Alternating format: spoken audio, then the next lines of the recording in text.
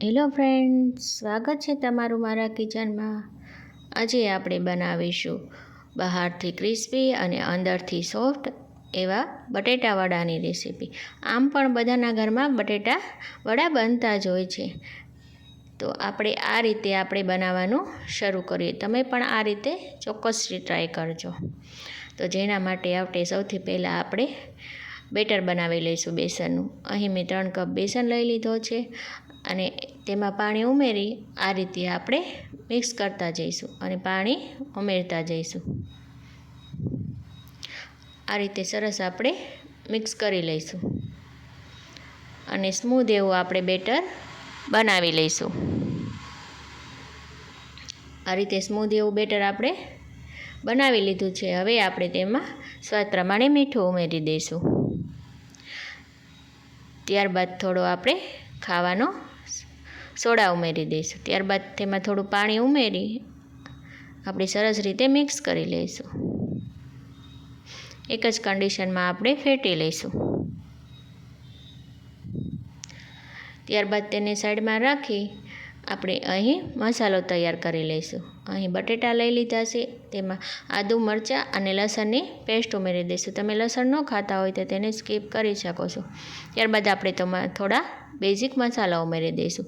મરચું, હળદર, ગરમ મસાલો, ખાંડ, લીંબુ, કોથમીર, સ્વાદ પ્રમાણે મીઠું ઉમેરી સરસ રીતે આપણે મિક્સ કરી લઈશું। આ રીતે સરસ એવો આપણે મસાલો તૈયાર કરી લઈશું। આપણો મસાલો પણ આ રીતે સરસ તૈયાર થઈ ગયો છે। હવે આપણે તેને એક હાથમાં લઈ આ રીતે સરસ આપણે નાના નાના બોલ બનાવી લઈશું। આ રીતે આપણે જે પણ સાઈઝમાં બનાવવો હોય એ સાઈઝના આપણે બનાવી લઈશું।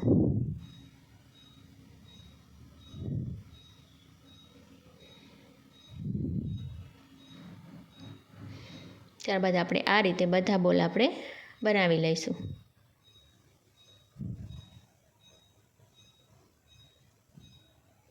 આપણા બધા બોલ આ રીતે સરસ રીતે બનીને તૈયાર થઈ ગયા છે।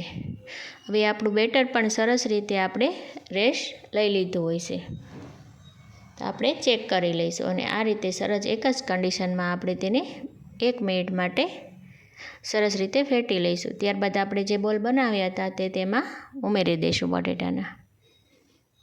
ત્યારબાદ તેને બેસનમાં સરસ રીતે ડૂબાવી આપણે તેલ પણ સરસ રીતે ગરમ થઈ ગયું છે।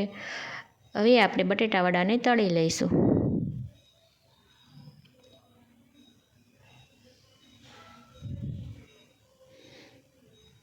આ રીતે 1 મિનિટ થાય પછી આ રીતે આપણે હળવા હાથેથી આપણે તેને હલાવી લઈશું।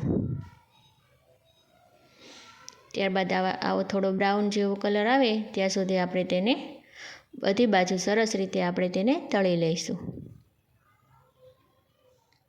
તો હવે ક્રિસ્પી એવા બટેટા વડા આપણા સરસ રીતે બનીને તૈયાર થઈ ગયા છે। જો વિડીયો સારો લાગ્યો હોય તો લાઈક કરો, શેર કરો અને મારી ચેનલને સબસ્ક્રાઈબ કરો।